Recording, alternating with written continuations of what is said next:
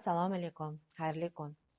Bugun sizlarga qarzlardan qutulish, qarzni olish hamda juda katta daromadlarga chiqish, ishida, biznesida, umuman xohlagan qanaqadir pulli daromad keladigan joyda %100 sizga foyda beradigan juda ham kuchli texnika, praktika beraman.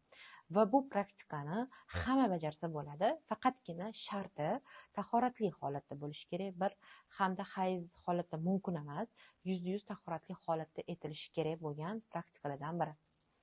Xo'p, ushbu praktikani shaxsan o'zim qilaman va ushbu praktikani har safar qilganimda, har safar qachonki menga pul kerak bo'lsa, daromad kerak bo'lsa, bu ishimni boshlashdan oldin, halol endi ish qilasiz-ku baribir ham, halol ishimni boshlashdan oldin Alloh o'zi g'oyibidan har doim meni qo'llab-quvvatlab yetkazib qo'ygan.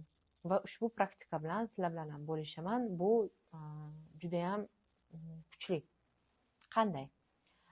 Kechasi, asosan bu praktika kechasi qilinadi, ya'ni yotishingizdan oldin, uxlashingizdan oldin, xohlasangiz tahajjud vaqti qiling, xohlasangiz xuftondan keyin qiling. Umuman farqi yo'q. Sharti tahoratli bo'lishi kerak bo'ldi va ixlos, muhim, ixlos, qalban qilishingiz kerak, ishonib. Allohga ishongan holatda qilishingiz kerak. Voqea surasini xohlang arabchasi, xohlang tafsirini o'qing. Umuman farqi yo'q, o'zbekchasi emas, lekin tafsiri bo'lishi kerak yoki arab tilida o'qiy olsangiz, arabchasini o'qing. Men tafsirini o'qiyman. Voqea surasini tafsirini bir marta to'liq o'qib chiqasiz. Bir marta to'liq o'qib chiqasiz. Xohlasangiz arabchada o'qing deyapman, yana qaytaraman.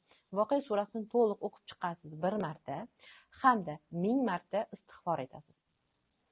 Voqea surasi kambag'allikdan qutqaruvchi sura bo'lsa, o'sha pul, daromad, moddiy jihatdan yordam bo'lsa, istig'for gunohlarga kaforat bo'ladi. Bilamizki, inson qancha gunohlardan to'kilsa, duosi shuncha tez qabul bo'ladi.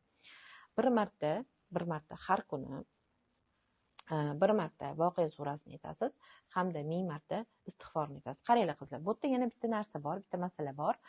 Bunda boshlayotganingizda, bu praktikani boshlayotganingizda, boshqa praktikalarni ham qilsangiz ham bo'laveradi, farqi yo'q umuman. Lekin aynan bu narsani boshlayotganingizda Alloh bilan va'dalashishingiz yoki nimadir qilishingiz shart emas, faqatgina miyada o'zingiz uchun yozib oling. Mana shu praktikani 7 kun qilaman. Mana shu praktikani 11 kun qilaman. Mana shu narsani 40 kun qilaman deb miyaga yozib oling. Ya'ni disiplina bo'lsin. Mana shu tarzda harakat qiling. Deylik 7 kun davomida siz har kuni kechqurun xuftondan keyin o'sha hamma bolalaringizni tinchitib, eringizni tinchitib, hammani yotqizib bir marta voqeani o'qib olasiz, 1000 marta istig'for etib olasiz. Istig'forni 1000 marta kun davomida etib yursa bo'ladimi? Yo'q, bo'lmaydi. Aynan o'sha paytda voqeani aytgan paytingizda voqea 1000 istig'for, voqea 1000 istig'for 7 kunni mo'ljalladingiz va aytdingiz. Aytganingizdan keyin Allohga nimaki so'rasangiz, ya'ni moddiy tomonlama, uy, joy, mashina, qarzlardan xalos bo'lish, g'oyibidan yetkazish, pul berishini, ya'ni moddiy tomonlama qilinadigan duo qizlar bu. So'raysiz, rizq so'rab qilasiz. Rizq deganimda, qaranglar, aynan pulga taalluqli narsa bu. Tushuntira oldimmi? Pulga taalluqli bo'lgan duo. Va duo qilasiz. Mana shu narsani qiling. O'zingiz uchun 3 kun qiling, 7 kun qiling, 11 kun yoki 40 kun qilib oling. Inshaalloh Allohim g'oyibidan yetkazadi. Asosan tijoratda, ishda, sotuvda, yana nima? Pul bilan muomala qilinadigan ishlar bo'ladi. Qizlar tushuntira oldimmi? Mana shu narsalarda shu texnikani ishlatinglar. Imkon qadar bu texnikani men omonat demayman. Aynan men nomimni aytmasanglar ham mayli, lekin kimgadir o'rgatinglar. Nima uchun? Yana bitta mashta muhim eslatma. Kimgadir o'rgatilganda sizda bo'ladigan narsa amalga oshishi tezlashar ekan.